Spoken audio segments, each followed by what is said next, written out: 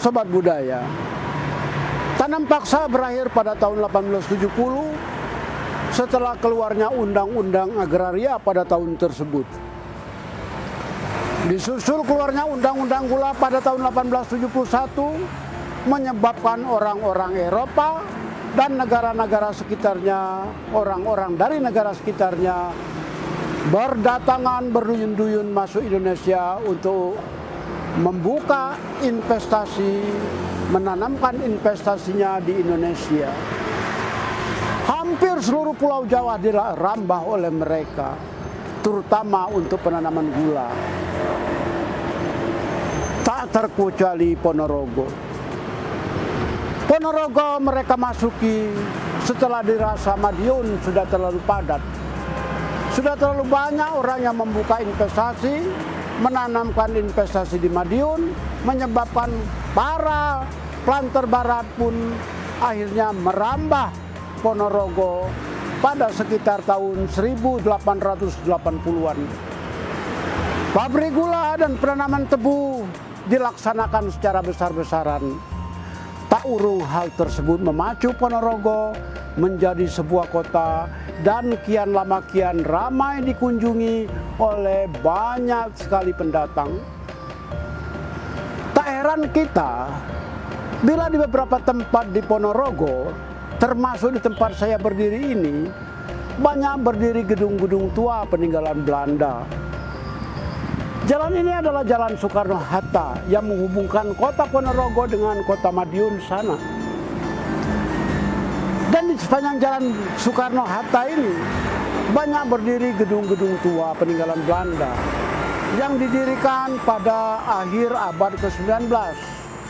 Tak terkecuali di perempatan sini yang ke arah kiri Jalan Ahmad Dahlan maupun yang lurus Jalan Cokro Aminoto maupun yang belok ke kanan Jalan Urip Sumoharjo.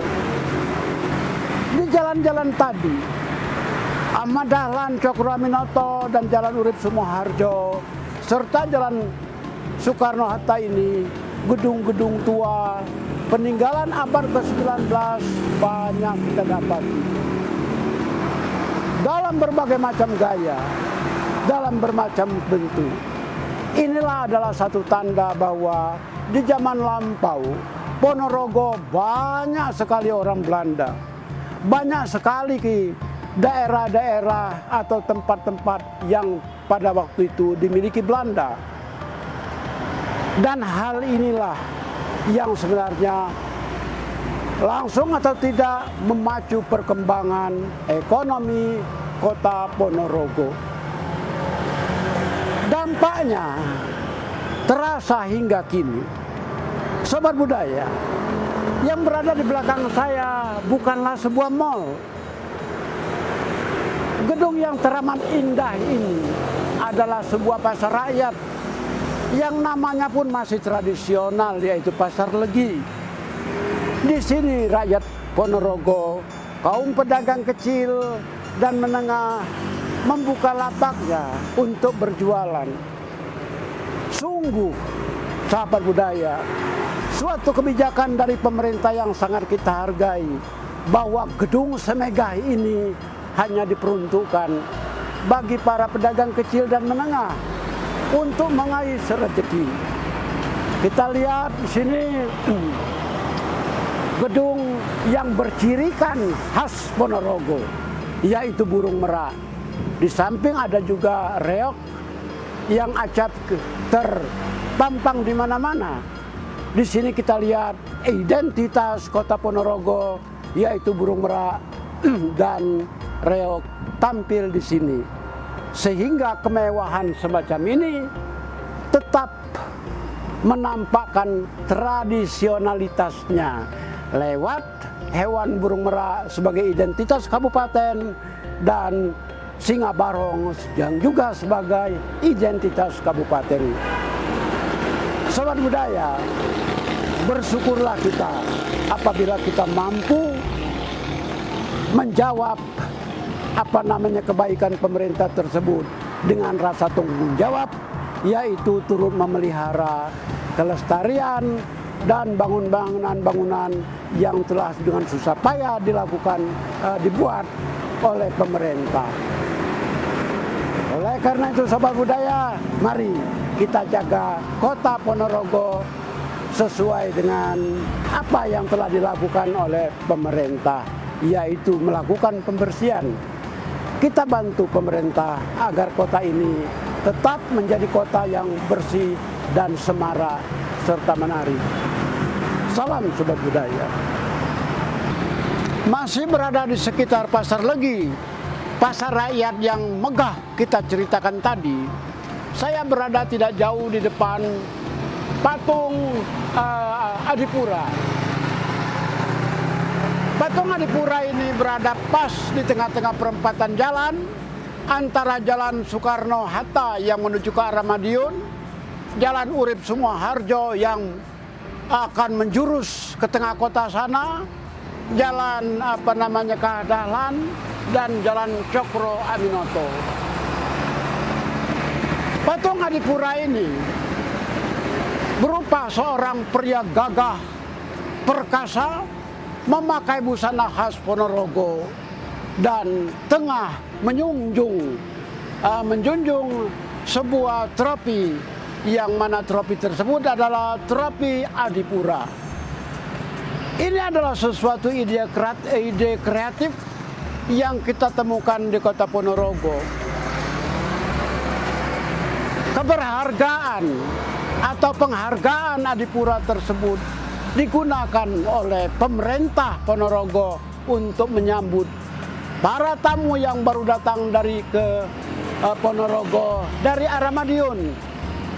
Seolah-olah patung pria perkasa ini mengucapkan selamat datang dengan penghargaan Adipuranya kepada orang-orang yang baru datang dari arah Madiun, Surabaya, dan kota-kota lain besar di Pulau Jawa. Ide kreatif semacam ini tentu saja menambah indahnya kota Ponorogo, di mana kita pun melihat pada petang hari ini lalu lintas demikian padat dan patung ini menjadi semacam tontonan yang menarik untuk kita lihat berdampingan dengan megahnya Pasar Legi, salah satu kemewahan kota Ponorogo. Identitas kota Ponorogo tak hanya selesai pada macan, harimau, dan burung merak. Identitasnya dapat pula kita lihat sebagai kota penerima penghargaan Adipura, dan telah sepantasnya Ponorogo yang besar dan bersih ini mendapatkan penghargaan demikian, juga karena pembangunannya yang pesat dan berperi kemanusiaan. Dari Ponorogo kita mengucapkan salam Sobat Budaya.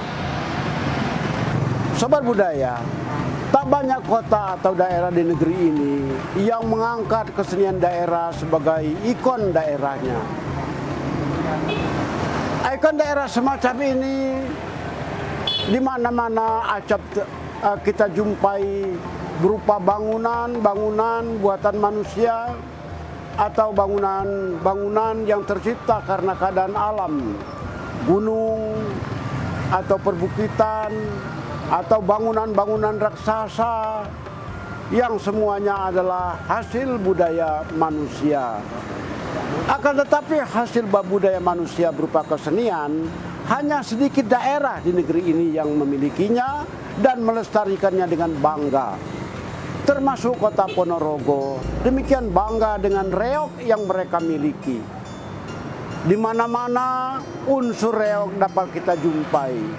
Di alun-alun, pada bangunan-bangunan pemerintah, di pasar-pasar, bahkan di rumah sakit sekalipun, atau di instansi-instansi atau bangunan-bangunan lain.